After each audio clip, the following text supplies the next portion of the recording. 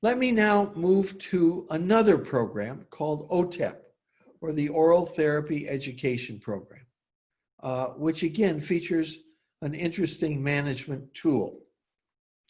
Now, diarrhea was and remains a major health program, although mortality from diarrhea has come down globally very dramatically, and in Bangladesh and in India. In the 1970s, when we were beginning work, or late 60s, when we were doing work on oral rehydration therapy, diarrhea was the major cause of child mortality, accounting for 25 to 30% of deaths. The development of ORT, oral rehydration therapy, cut costs dramatically because up to then, rehydration was done with intravenous fluid, which was generally not available in rural areas. And so treatment was now available in the home. The challenge, however, was how to effectively teach mothers to make and use ORT, ORS is the solution, in the home. That was the challenge. So how do you do that so that they don't have to come to a clinic? And I'll give you some examples as to why that's not valuable. So I'm going to give you a whole bunch of pictures here I know you're not physicians and necessarily done work in health, so I'm going to give you a bit of background here. So here's a child who's severely dehydrated. You can see the eyes are sunken in the head, and there's back in the head, there's sort of an apathetic look. Now, again, going back in time, 50 years, people would come into the clinic via country boat. And therefore, they waited a long time. And by the time they got to a clinic, if it was available, the child would be severely dehydrated. There was a rural ambulance system like this, but it was not very often used. And you can imagine trying to bring somebody across a bridge like that, which was all over the countryside, Bangladesh being laced with big and small rivers throughout. And if you looked in clinics during the diarrhea season, you would see this bed after bed. These are all little pediatric beds of children getting intravenous fluid. These were the children who could make it to the clinic. Most of them, in fact, didn't. Just to show you a piece of appropriate technology, because ORT itself is appropriate technology. This is a cholera cot. Cholera is the most severe of all diarrheas, which can lead to the death of a person within 6 hours. And what is this but simply a jute cot with a plastic sheet covering it? That sheet has a sleeve which goes into a bucket. And cholera patients evacuate up to a liter an hour. And so they die of dehydration. It's like taking a grape and making it into a raisin, or a plum, making it into a prune. And what this allows you to do is to easily collect the fluid and to replace that fluid quickly with intravenous if the person is in shock, or oral therapy if they are not. This individual just came into the hospital, was treating with IV, but then would be switched to oral therapy. So here's a woman who enters the hospital severely dehydrated. You can see it in her face. She is receiving oral rehydration therapy because she's alert and can do it. And within 6 to 12 hours, she looks like that. From this to this. It's remarkable. Here's a little girl in a rural treatment center, again, severely dehydrated. But in this case, you note that the mother is providing the oral solution to the child. And this is important because she's learning how to use it. And the child, of course, is much more trusting of her, given that she's a mother. And here she is, again, a few hours later. From this to this. It's quite remarkable. The first large-scale use of this was actually in the Bangladesh War of Liberation, when 10 million refugees passed into India. This is right near Salt Lake, outside of Calcutta. A construction site was underway, and people literally lived inside of these sewer pipes. And of course, whenever you have a mass gathering of individuals, diarrhea becomes a major problem because of water and sanitation issues.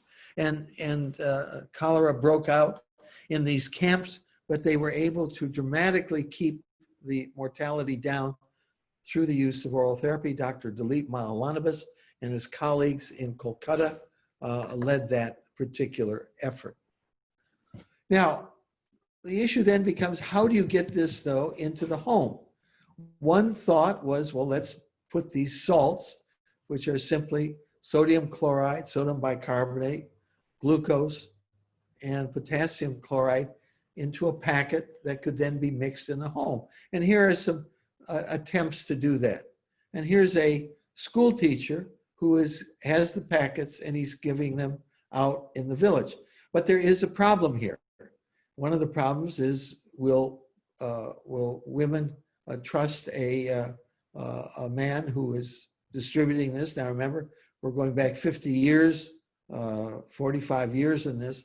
And the second major issue is the size of the container. Now this is from a picture from Guatemala, but you can see there was no standard container, and there was no standard container at the time in rural Bangladesh, either in terms of glasses or in terms of other containers.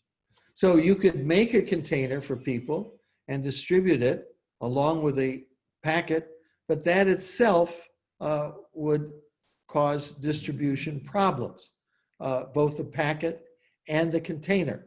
In this case, this was a 1 liter container. That was the size of the packet. And so actually the director of BRAC, Sir Fazli Abed, working in his kitchen basically, figured out that a pinch of salt, sodium chloride, and a scoop of sugar, in this case we would probably use gur, which is prevalent throughout, but so is sugar. A scoop of sugar in a liter, about half a liter, or a seer, half a seer.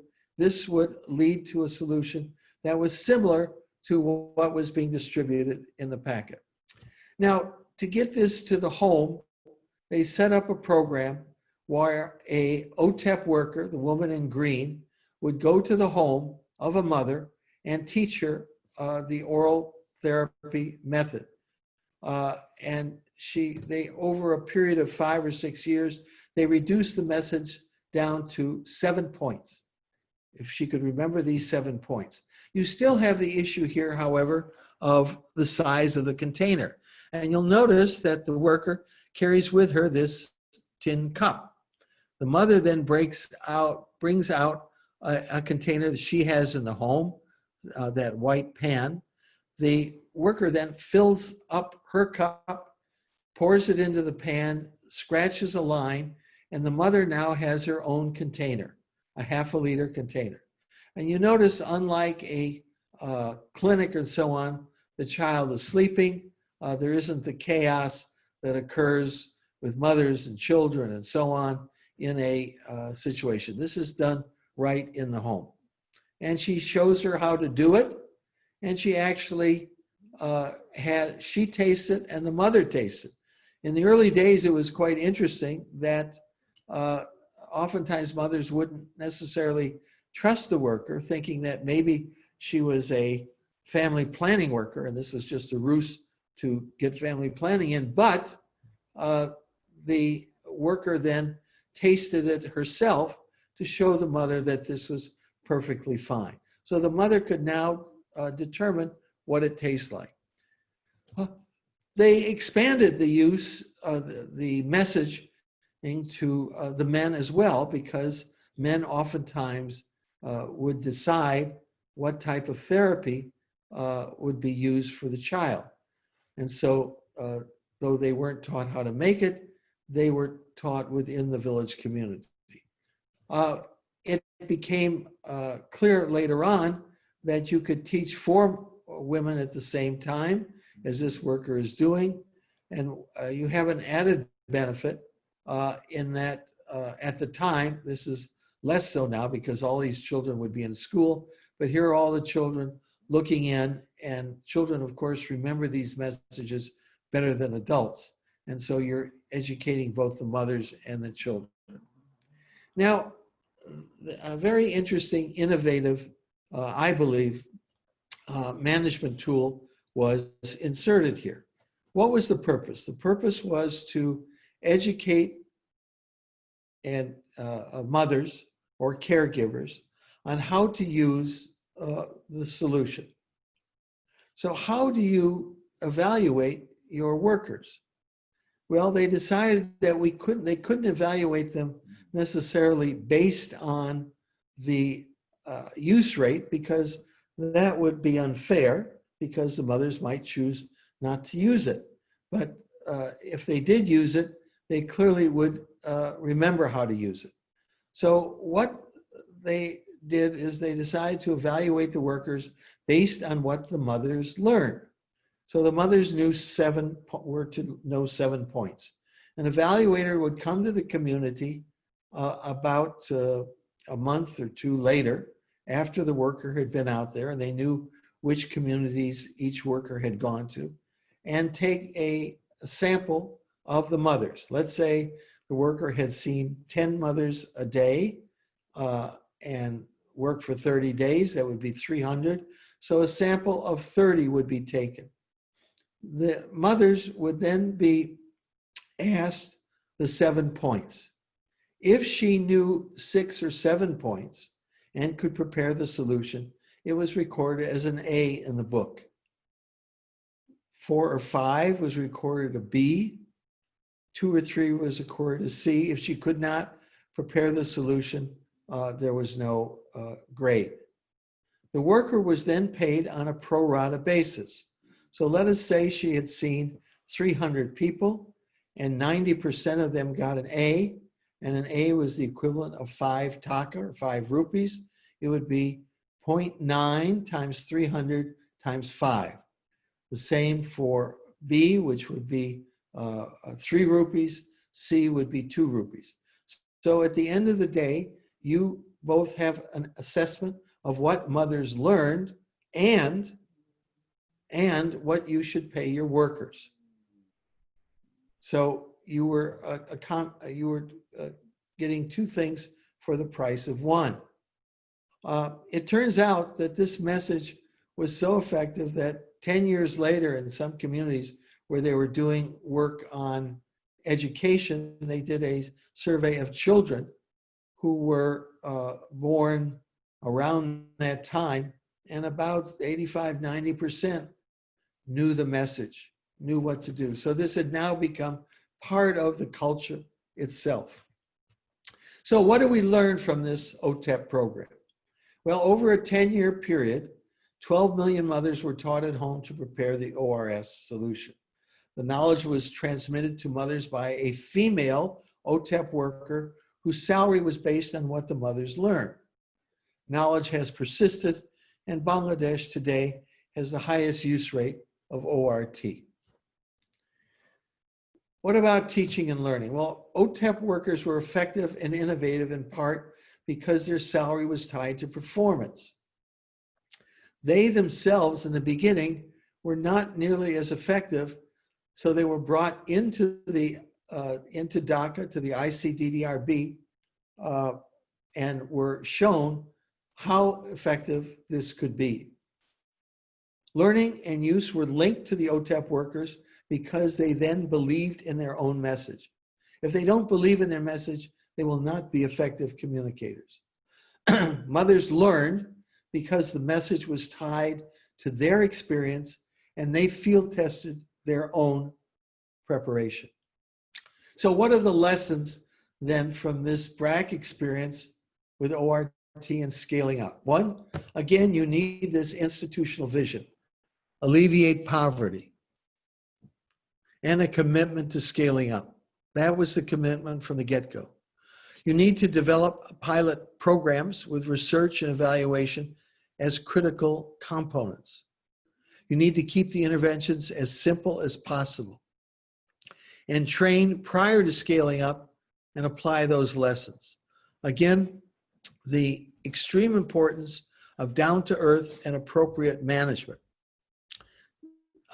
Evaluate and adapt, and lastly, advocate for your position. There's a nice quote from the great physicist Albert Einstein that everything should be as simple as possible, but not one bit simpler. And I think both in the DOTS program and in the OTEP program, they strove to achieve those results. Well, let me switch at this point and ask the following question. Could this system work for non-infectious chronic diseases, hypertension, diabetes, even HIV, which I haven't included here, but we could talk about? How could this be done? Well, taking a lesson from the BRAC DOTS program, a bond could be delivered before therapy began and interest on money withdrawn on compliance. Patients could be paid for maintaining health, that is, blood sugar, blood pressure, and so on, taking their medicines. Treatment out could be tied to insurance. It's another possibility. You might apply this system for the first 2 or 3 years in a person's treatment, and this would get the patient to regularize their treatment. Again, community-based management by non-professionals, and follow-up would be required with periodic clinic visits. So this could be handled by ASHAs and others who are community-based to be followed up in a clinic maybe once every 6 months or something of that nature. Let me conclude with a few observations on the science of delivery itself. We need to deliver through the most proximate channels and achieve scale through simplicity. By creating a learning culture, by embracing feedback and failure. That is, we should not be afraid to fail, but in fact, the real failure would be not to learn from things that did not necessarily work. After all, life is not a dichotomous situation with success or failure. It's degrees of success that we're looking at. And how do we ensure that we will achieve the highest level of success, recognizing that we cannot achieve anything approaching 100% success.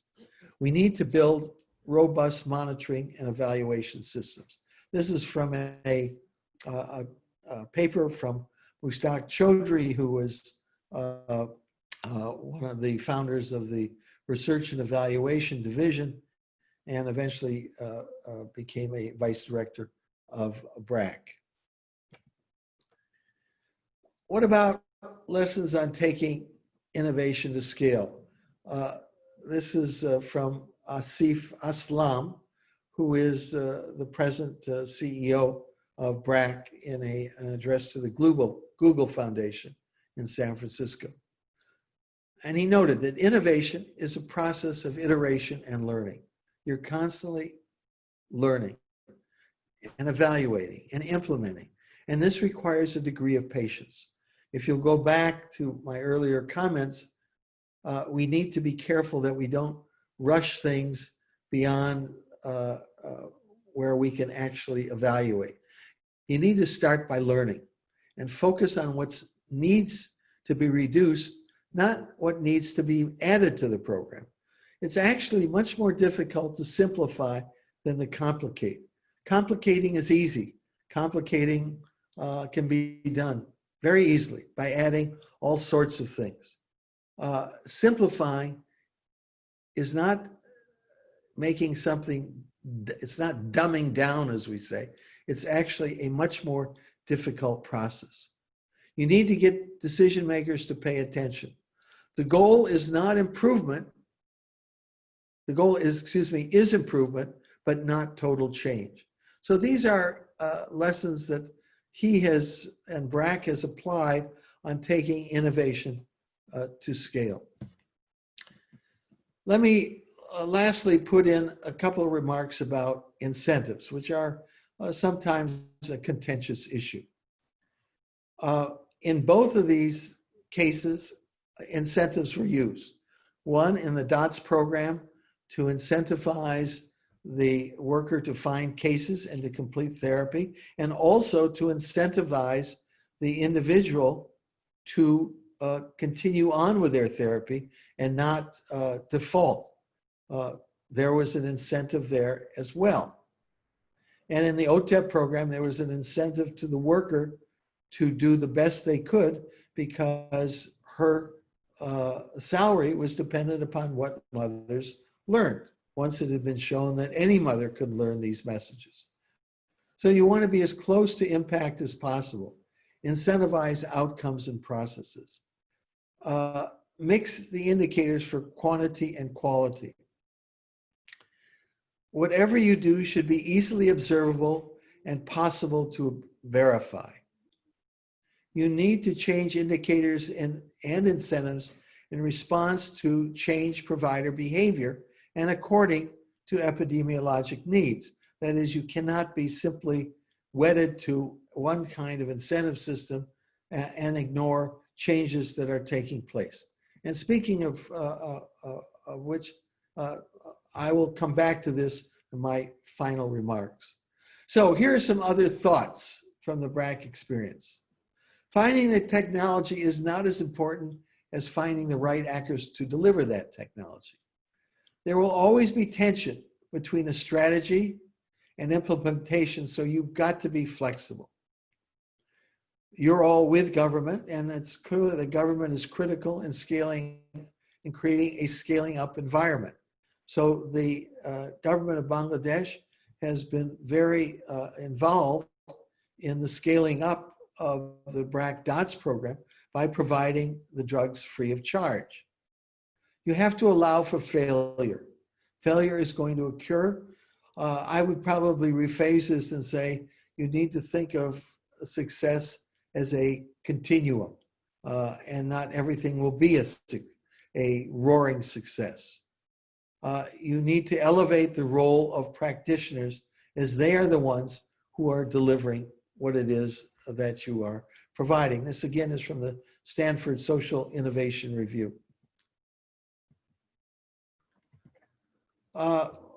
Lastly, there are a couple of quotes I'm very fond of.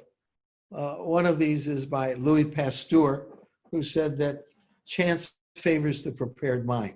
What you're doing now is you're preparing yourself. You're preparing yourself to go out into the field to do projects. Secondly, from the Greek philosopher Heraclitus, you can't step in the same river twice, meaning that things are constantly changing, particularly in today's world where things move very quickly. And you've got to be flexible enough to adapt to those changes. It's not the same. You step in the river and you step out, you step in again, it's a different river. And that's the world that we all live in.